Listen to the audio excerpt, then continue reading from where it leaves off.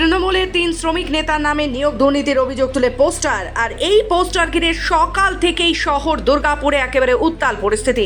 রীতিমতো চাকরি প্রাপকদের তালিকা প্রকাশ করে ছবি সহ এই পোস্টার ভাইরাল সোশ্যাল নেটওয়ার্কেও।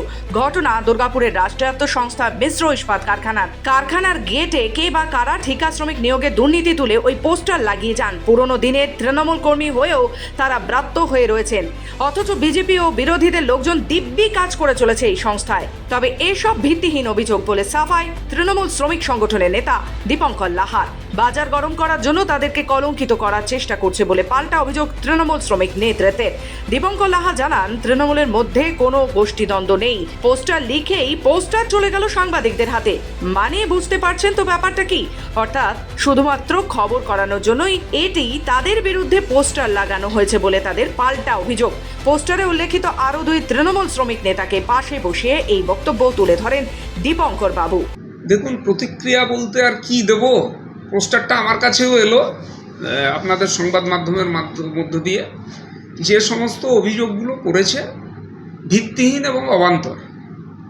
কারণ যেদিনকে আইএনটিইউসির গুন্ডা বাহিনী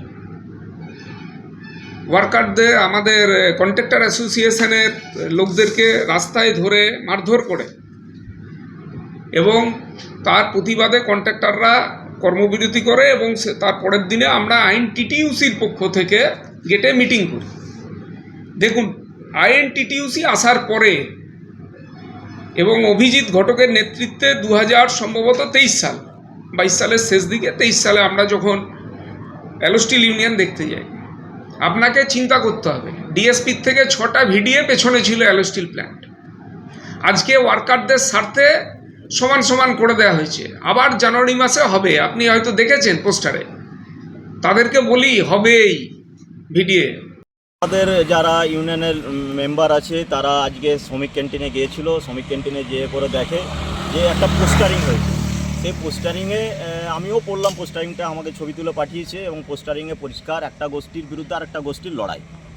সেখানে পরিষ্কার পোস্টারিংয়ে লিখছে যে তৃণমূলের যারা অরিজিনাল কর্মী, স্থানীয় লোক, তারা চাকরি পাচ্ছে না, বিজেপির ছেলেরা চাকরি পাচ্ছে এবং কিছু ফটোও দিয়েছে, দেখবেন কিছু নামের তালিকাও দিয়েছে 64 জনের।